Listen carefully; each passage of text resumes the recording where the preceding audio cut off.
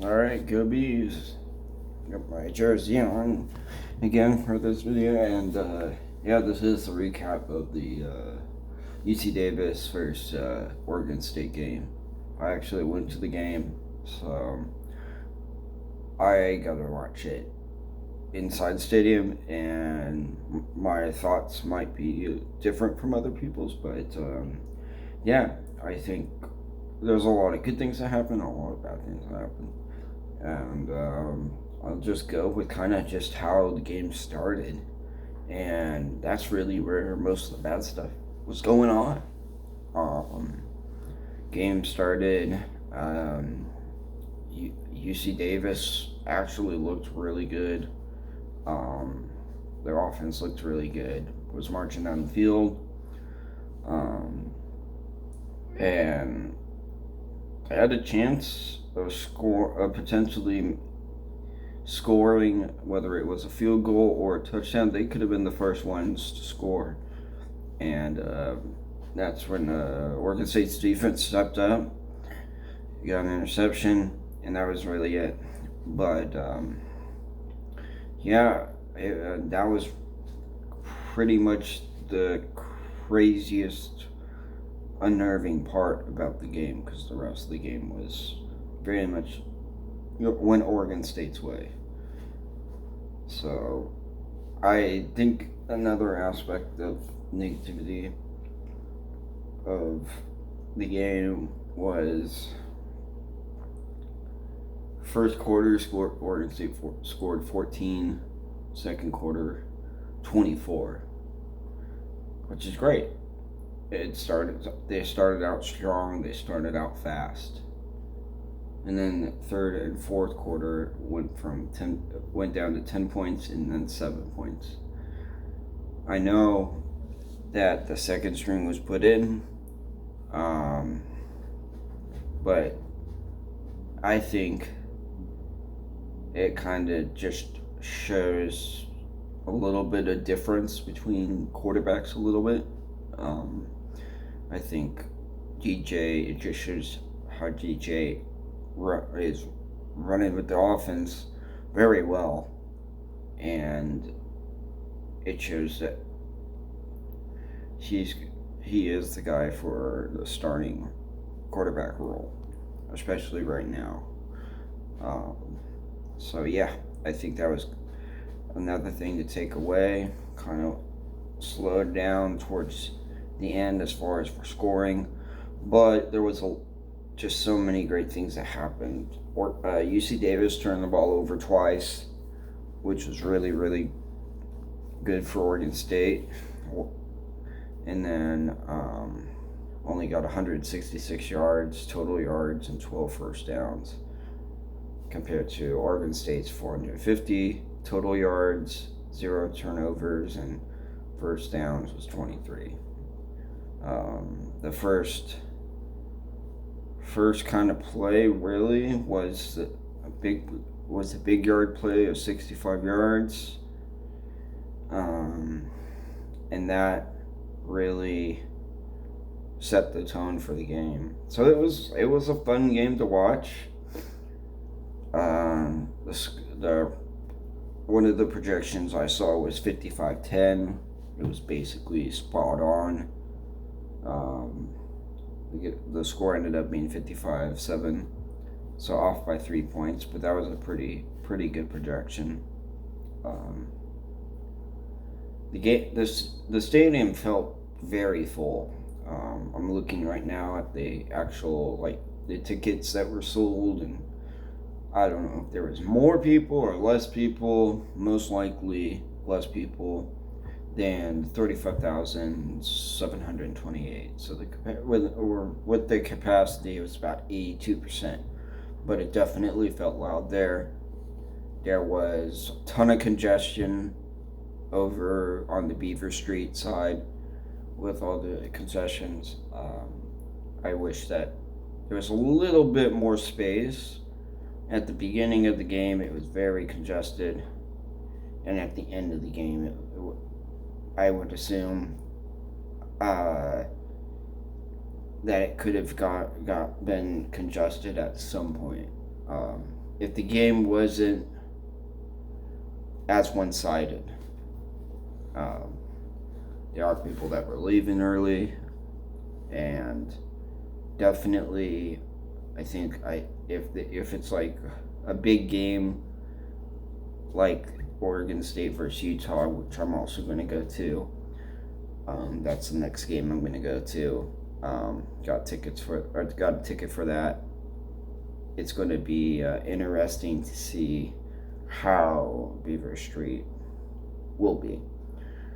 So Beaver Street's basically the cold concession side, which is all on the new side.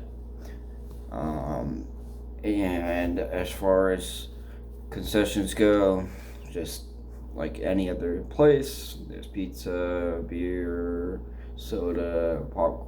I think it was popcorn, something like that. And there was peanuts, and there was just pretty much just generic stuff.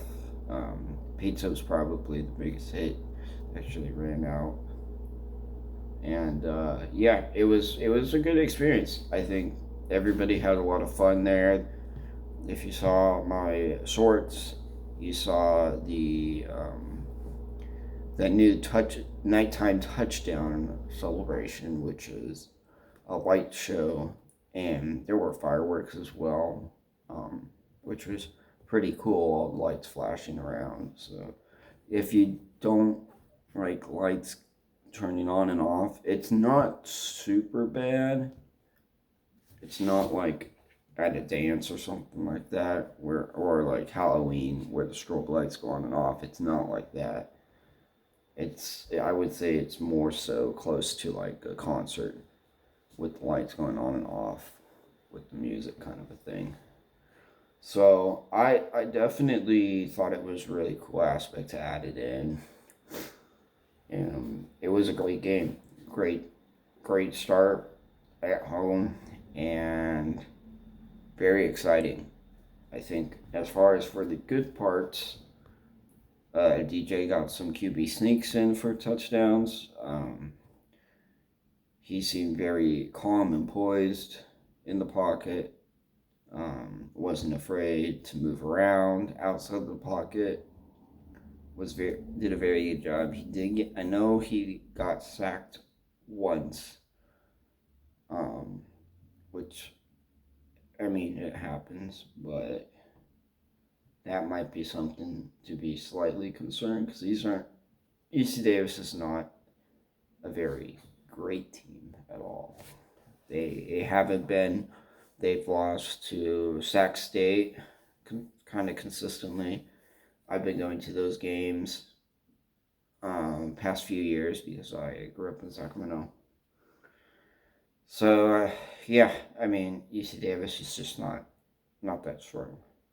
They're a good football program. They're getting better, but it's not. They're not Sac State. They're not top tier of even their conference, which is the Sky Conference. So it's just I just think that it was very, very obvious, really, from the start that they were, well, with the exception of the very start, that these two teams were in a different league, and it just kind of felt like a showcase, really, honestly. So I think another aspect that was good was the defense was fairly good. They were they started off slow, but they ended up waking up right after that very, very start.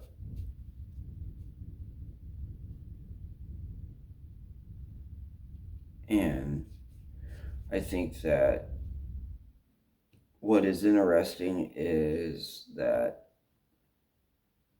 UC Davis really was just not getting any ground after that. So, sorry, I thought I heard there was something going on in the back. Anyways, so the game was pretty good. And yeah, I mean, I don't think there's really too much else to say, just because of just the competitiveness really was not there. It's just a very odd scheduling this year, because Oregon State's real first test is going to be Washington State and Utah. That's what I believe. And Oregon State, they just need to be awake and be locked in and prepared for those games. And I don't know if they will. I don't know if they won't. I know, as far as the coach during his interview, he mentioned that everybody seemed locked in, started out great, this and that. Maybe I'm being a little critical from the very, very beginning.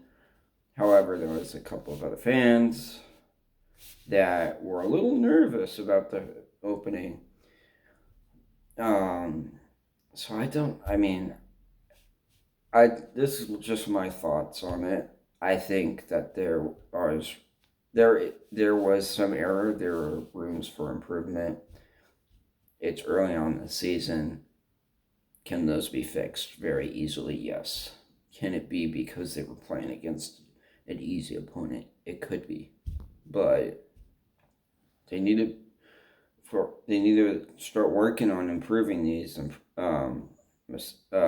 improving these mistakes, because the big games are coming up and they need to be prepared for them.